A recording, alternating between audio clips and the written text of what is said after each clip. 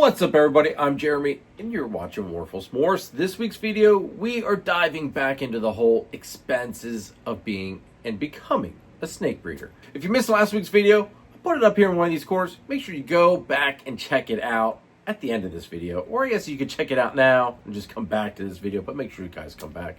But hopefully you did. Hopefully you didn't miss it, but if you did, check it out. It was a great video. Now, this week, we are diving into even more expenses that you're going to encounter and have to make when wanting to become a snake breeder.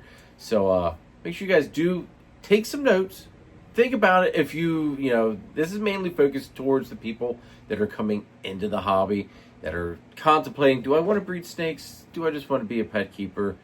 Some of the stuff you are going to need anyway just to even keep these animals. So keep that in mind. But this video is solely focused on just getting you to think about the cost that you're going to, come across when wanting to get into the hobby and industry as a breeder.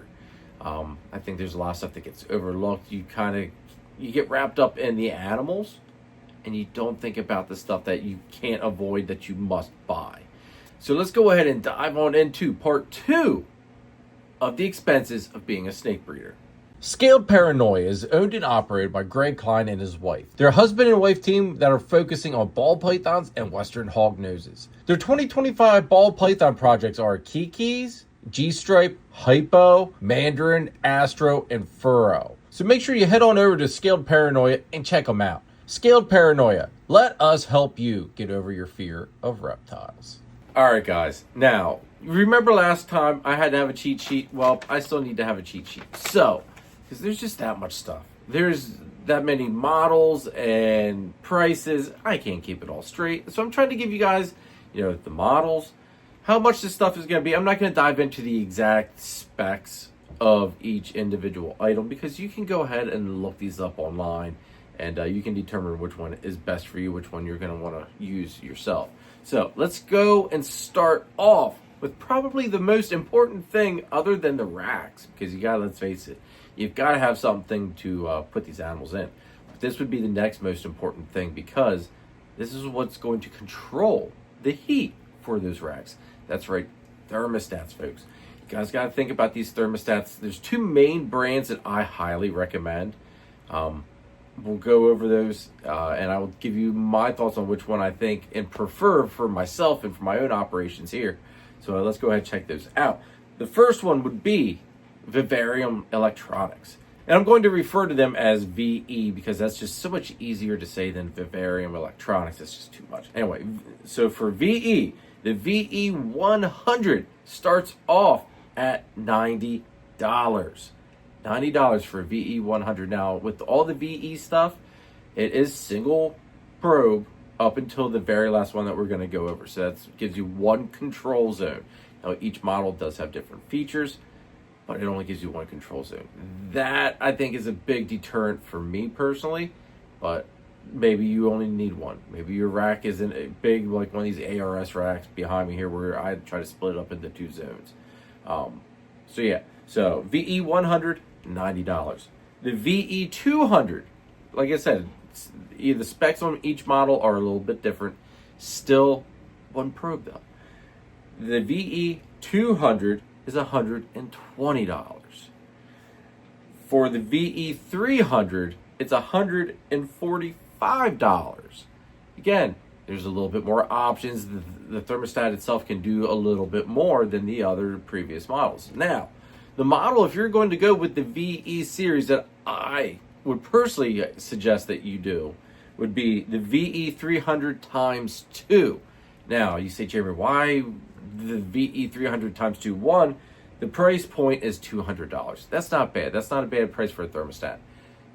But it gives you 2 zones. So you could pull a setup like I do for my 5540 or my 1065 or my Mini 130 where I had the rack split into 2 zones. The 2-zone aspect of that thermostat is very important because I try to, put all of my racks on the 2 different zones because there's such a temperature variance.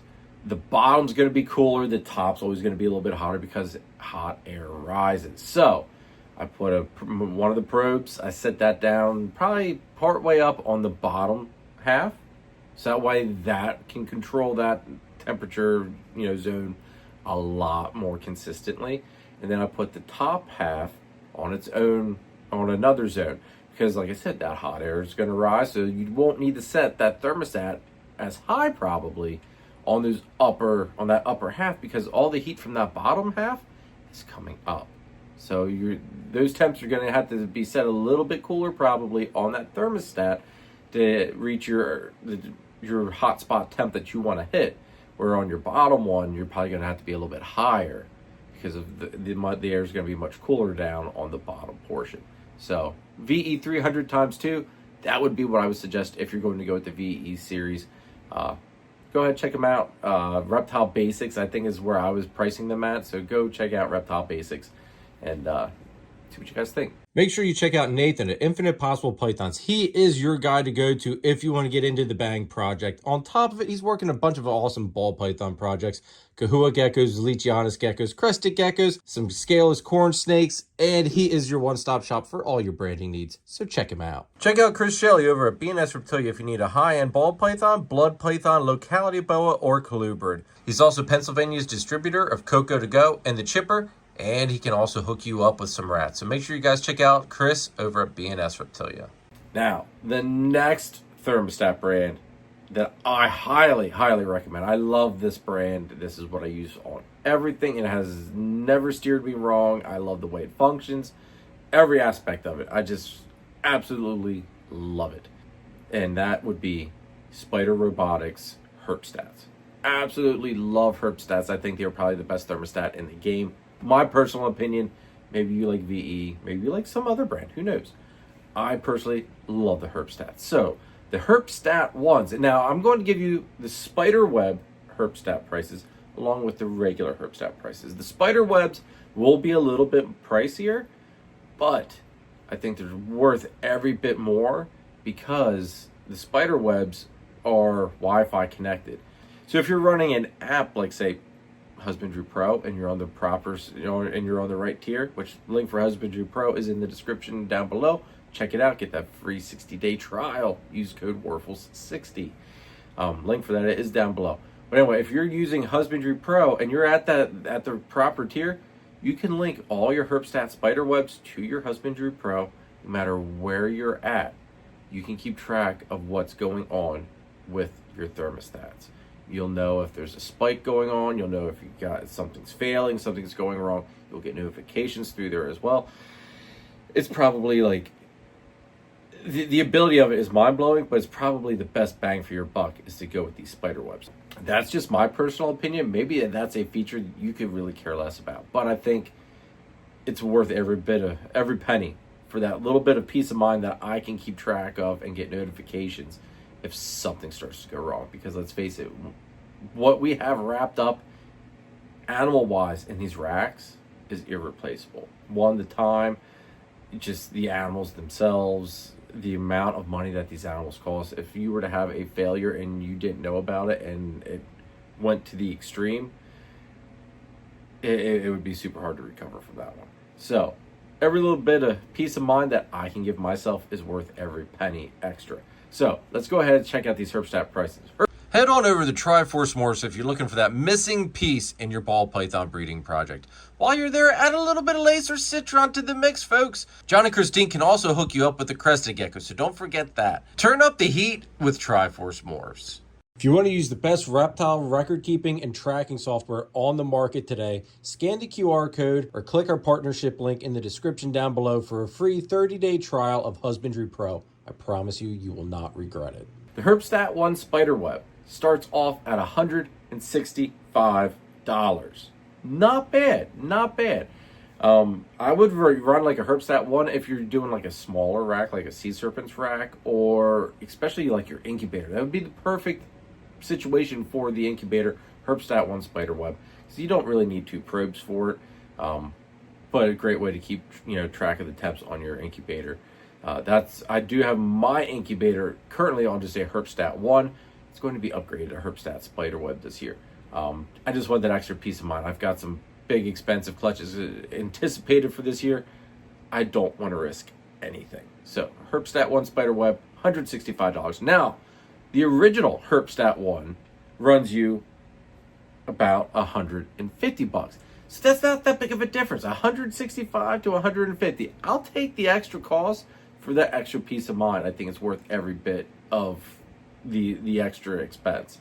Now the Herpstat 2 spider webs run $235. Now, unlike the VEs, Herpstat 2s give you 2 zones. The Herpstat 1s give you 1 zone. Herpstat 2 gives you 2 zones.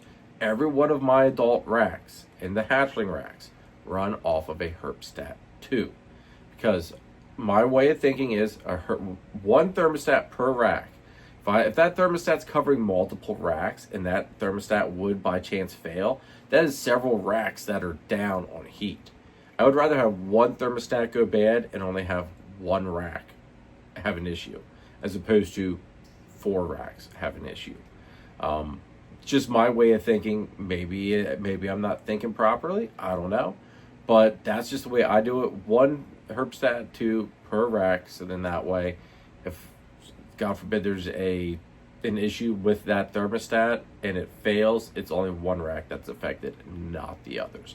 So Herpstat 2 spiderweb, Herpstat 2 spiderweb, $235. Now the regular Herpstat 2 is $210. Again, peace of mind. You're being able to track those temperatures again with the spiderweb because of that Wi-Fi capability.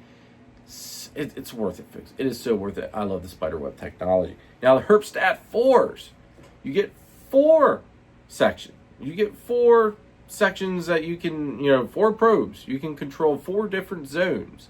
So if you want to do one thermostat, 2 probes for one rack, 2 probes for the next rack beside it, you can run a Herpstat 4.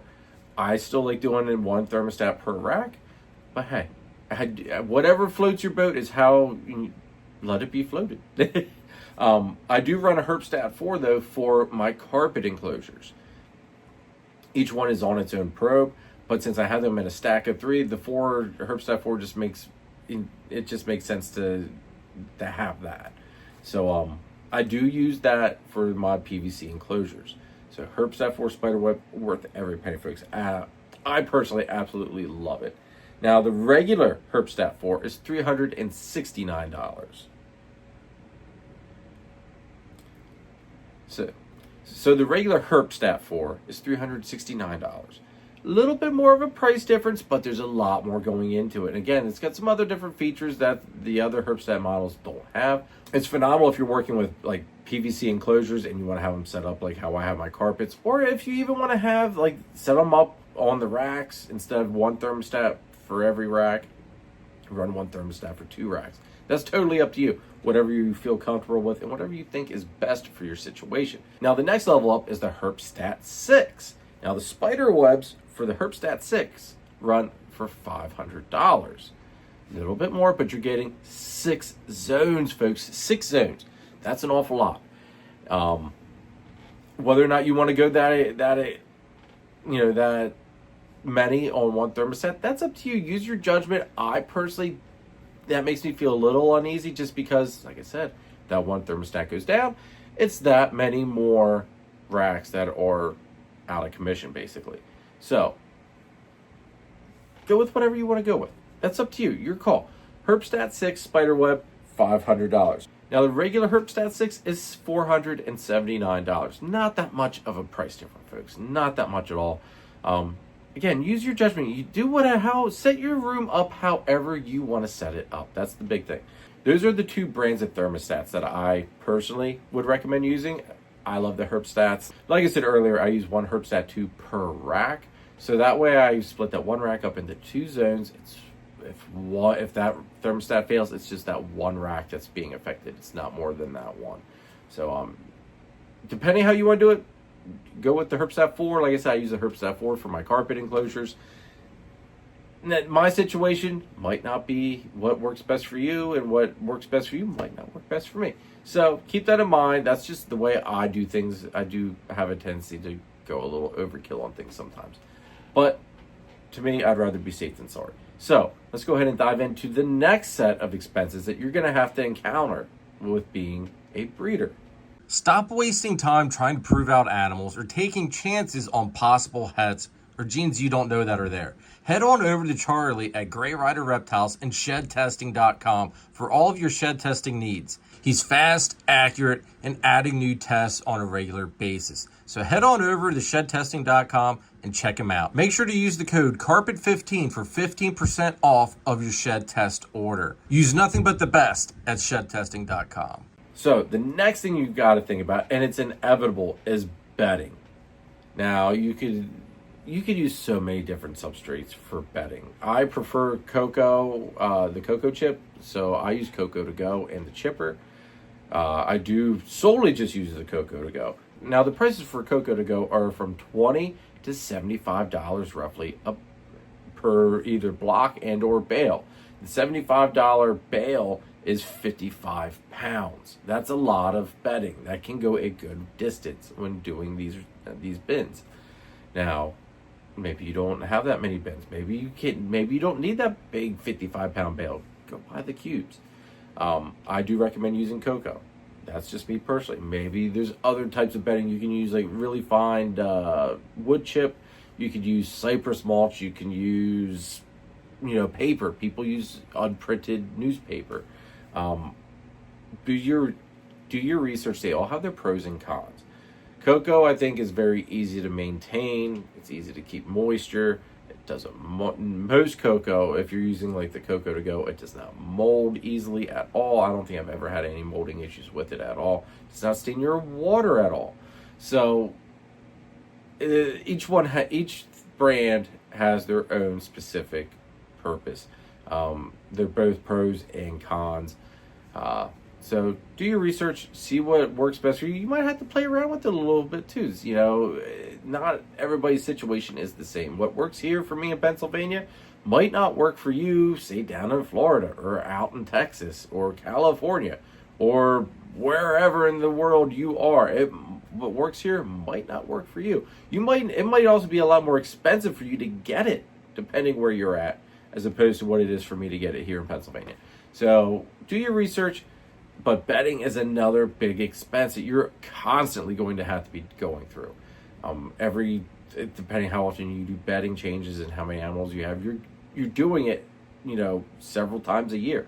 So it's gonna add up. That is a big expense you've got to keep in mind.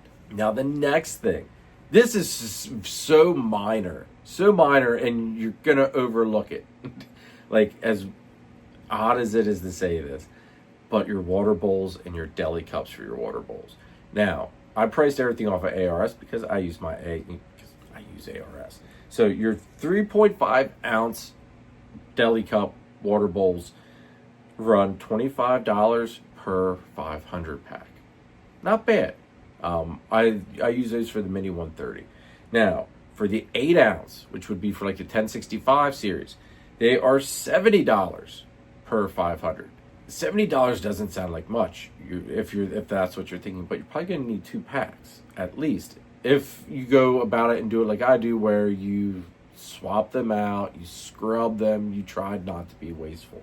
Some people, they get dirty, they just pitch them, go buy more. I try to be a little bit more conservative and go through cleaning them, washing them, all that good stuff. Try to make them last as long as possible. That's what I do. If you want to throw them out, have at it. But now the 16 ounce cups, which is like for the 55 series, the 50 series, the adult bins, they run $80 per 500. Again, it's not that expensive, but you're going to be buying multiple packs, depending if you're, trying to make them last and cleaning them and all that good stuff, or if you're pitching them, you're going to be spending more, than just that initial $80 throughout time. So the deli cups and water bowls are going to add up. If you don't have water cups built into your bins, then you got to go out and buy other water bowls, or you got to buy the PVC cup links. So that way you can then put the water bowls inside the PVC couplings. So that way it acts as a cup holder. There's all sorts of, different added expenses then at that point. But yeah. So now the next thing that you're definitely going to need, if you're breeding a species that lays eggs, that is an incubator. Now, I priced this all off of Sea Serpent stuff. I did not use any other brands. but I know Sea Serpents has a great reputation for their wonderful hot box incubator, so that's why I went with them for this pricing. Now, for the 24-inch incubator, it holds 8 shoebox tubs, 6-quart tubs. Is the thing is what this is all based off of, the 6-quart tubs. So it holds 8 of the 6-quart shoebox tubs.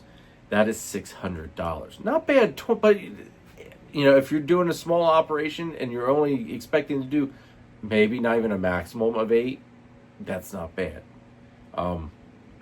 Now, obviously, a lot of people, they get into more species or they get more snakes than what that 24-inch incubator will hold. So the next size up would be the 36-inch. Now that holds 14 of those 6-quart shoebox tubs, and that comes in at $810. Not bad again. That's very affordable. The next size up from that would be the 48-inch. Now with the 48-inch, it holds 27 of those 6-quart shoebox tubs, and that comes in at $1,040. Now the biggest incubator that Sea Serpents does is a 60-inch that holds 50 of those 6-quart tubs, and that comes in at $1,550. It's a little pricey once you start getting into those bigger ones, but you're getting a lot more clutches in there. So depending what size of operation you want to do, that's going to make all the difference and determine how big you do need. The other thing that's going to determine as far as which size you get is how much space you have. So that goes back to a couple videos ago, and I'll try to put that in one of these corners as well, going over just space and things that you need to think about and consider when wanting to become a breeder. So, you know, there's a lot of ifs and buts and things that you've got to figure out and think about for now and for the future as to what size of those incubators you want to go with. Now, yes, you could, get one size and upgrade. You could do that. If you're like me, I hate moving things more than I need to. So I would rather figure out, okay, this is where I want to be. This is what I need. Here we go. We're going to buy it once and be done with it. Now, the other option to that incubator is you do your DIY. Do your own incubator. That's what I did. I turned a old Coke fridge into an incubator. Now, I don't know how many tubs of those shoebox tubs it fits, but I will tell you this much, it holds a good bit. The way my stuff kind of staggers, it's never fully full so far throughout 4 years of breeding. This is going to be year 5. But it's never been fully full. As clutches are going in, normally there's some clutches coming out. So I've never gotten to experience it being like maxed out. Now the thing with the incubators that are made out of like the old Coke fridges and stuff like that, they are very well incubated. Like they're very well, sealed. They are insulated very well. They hold heat very well. You will have added expenses though. You probably can you might be able to get the fridge itself for free because there's a lot of places where it costs them money to get rid of them.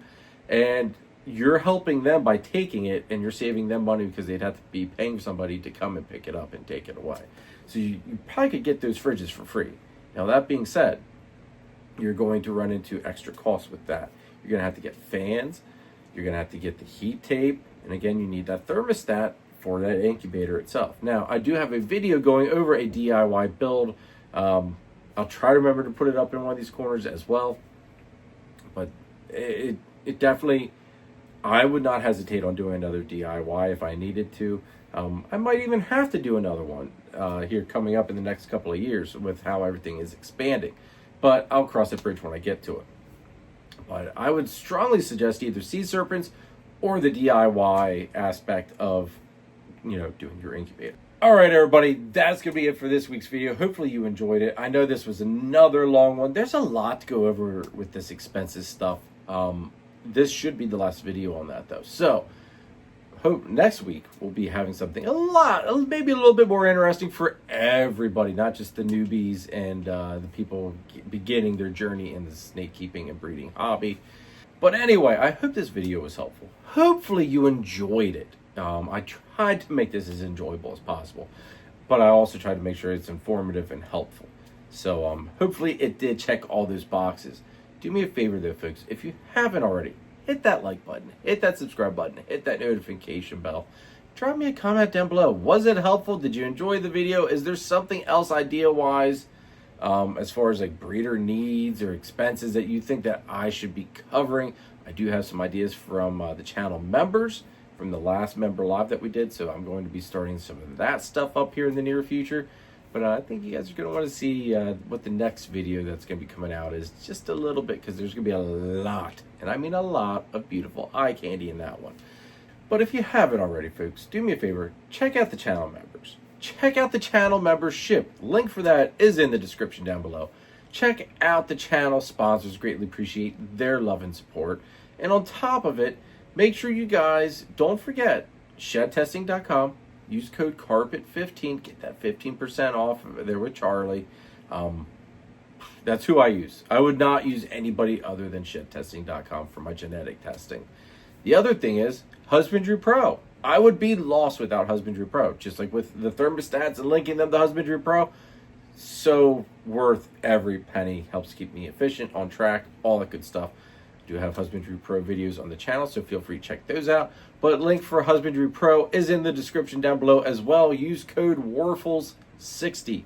Get that 60-day free trial of Husbandry Pro. If you guys got questions, check out those videos I've got on the channel, and hopefully they'll help you get help you get set up.